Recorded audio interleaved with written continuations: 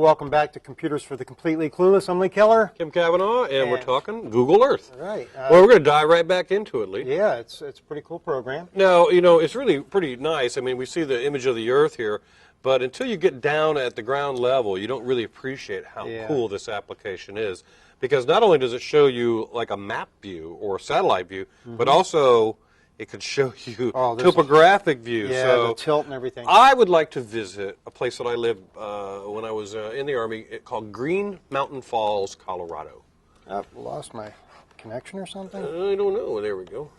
Green Mountain Falls. Okay. And we're just typing this over in the search field over on the left-hand side.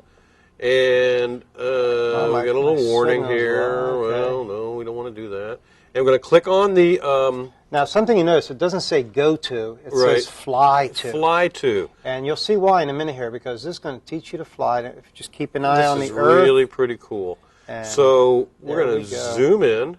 It flies right into it. And I got to tell you, this is a tiny little town that I lived in back in the 80s, right outside of Colorado Springs, Colorado, and had no problem finding it. Yeah, cool. Now you notice here we've got the hand, and when we click and drag, that lets us move things around. Right, and so you can see the Ute Pass. This is the pass that goes up alongside of Pikes Peak. But Lee, what's cool is now we can tilt the Earth. It's cool enough to look down on this little town, but you can also move around within the application. Yeah, see, we're laying the planet down. You can also lay down this is what the Earth. It looks like. And we can actually zoom in a little bit closer to get a closer look at these Now, mountains. how are you zooming in, Lee? I'm using the wheel on the mouse. Right. So the wheel on the mouse is actually your zoom in and zoom out. Yeah, and if you want to go another way, over here on the right, when you pass over it, you notice that lights up? Right. And here you can go closer, and this would be zooming out. Right. Isn't that sweet? That is so cool. So a really great representation of that part of the Earth right down. Let's see how far we can zoom in, because you can go right down look at this, to the level where you can see individual buildings and trees. And at some point it's going to get kind of fuzzy, but the resolution is pretty remarkable, really. Yeah, these are obviously trailer trucks. Yeah, right. There was a lot of places for trailers to park there in Green Mountain Falls. Okay. Really, really beautiful part of the world. Now, that's one way you can search. Now, another way you can search is... put in the zip code. Putting in the zip code. And I'm going to put in the zip code for my hometown, but it actually goes to that area. Whoop, and we're going to fly again. So Look we at up it fly. And over, and now zooming way down in there. Now, it's giving you an area for that zip code. So it takes a little more looking around. Like, I got over here and I noticed this road here, Renova Road. Right. And I know right where I'm at. Ah, I see. So I can go down here to 220 and actually... right in here is my hometown. Cool. Now, that's an interesting color for that river. Oh, well. You like that? Now, does it always show the streets and the roads and those kind of things, or is that something that you can turn off and turn on? Yeah, we can turn off roads over here. Now, this is what we call layers, okay? And under layers, you have the opportunity to go in there and turn on or turn off different features. So you can say, for instance, I want to see geographic or government boundaries. So states, counties, those kind of things. I want to see or not see roads and those kind of things.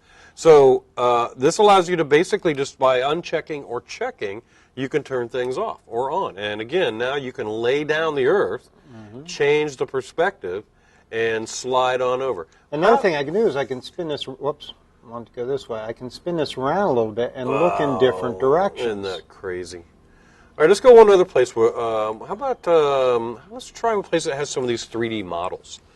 New York City, San Francisco, a lot of the big cities have models, and in many cases, students and hobbyists have created these in their free time, and they go in there as a, boy, some people even use it as a resume almost, because it gives them the opportunity to demonstrate some of their work. So we have a little technical issue here with the keyboard. Let's see. The mouse is working good. Mouse is working great. Keyboard may go flying across the room here any second. Hit that little button on the bottom for me, please. Which one? That one? That one. All right. Thank you. Let's see if we... Good old wireless keyboards. Nothing like them, except when they don't work. Yeah, and this one isn't working. Well, that's great.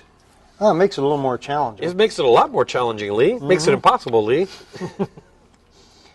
All right, we're going to fly around here, but... well, that's one thing I did want to show, though. I mean, you can grab this, and here we go. Oh, yeah, just kind of grab it and grab it and let then go. Just let go of your mouse, and it'll actually just kind of zoom you along the Earth's surface. Now, I really like this because, you know, sometimes you're out flying or you're, you know, you're going somewhere by air, and you're looking down and you're seeing all these geographic features, and you go, wonder what that is. What did I just fly over? Well, very often I come back after a flight, and it's like, I've got to look at it on Google exactly. Earth. Like, what were those things I saw? And I want to look at the route and try to figure out exactly where it was that we were flying and take a look. So here we are kind of zooming, gliding through, and finding our way through the Appalachian Mountains. And you see the major roads and the highways. Really great thing if you're planning a trip, because you can see what kind of terrain that you're going to be covering. You can see how twisty and windy the roads are. Sometimes when my wife and I are planning trips, you know, she'll try to convince me that it'll only take us an hour to get from here to there. And you go into Google Earth, and you can say, oh, I don't think it's going to take us only an hour. I think it's going to take us a little bit more time than that. All right, so we've still got some technical difficulties with the keyboard here, but we're going to try to overcome that. Why don't we kind of just freeze this for a moment? And maybe we'll expand out the layer section down there at the bottom while we finish this segment out. We got just a couple minutes. You know what? Up here, I want to notice that the places that we have visited are added right here. Oh, cool. So you can see like the current place, and we can add these later. Right. And you can actually, there's a play button there, and you can actually, if you've added a number of places, you can fly through a route that you've created by just going to those places. It'll bounce from one place to the other. It makes me a little dizzy sometimes to do that. Does that but here it goes. Here we go. thing. Whoa! Up and then down again, down to Pennsylvania. And you can see that Pennsylvania one is highlighted. Right. And then it bounces to the next one. Wow. So we're going to go over to Colorado now. And that's about all it does, but it lets you do this grand tour. Right, but again, you can scroll out. I mean, we don't have the keyboard working at the moment, but you can zoom out and you can actually twist and turn the Earth, and you can use your mouse alone to go anywhere you want to on the Earth and just zoom right back in. I have found some really strange things on there. I'm sure Area 51, very popular place to go. Okay, well, when we come back, we'll try to get the keyboard working correctly, and we'll finish up our look at Google Earth. Yeah, so anyway.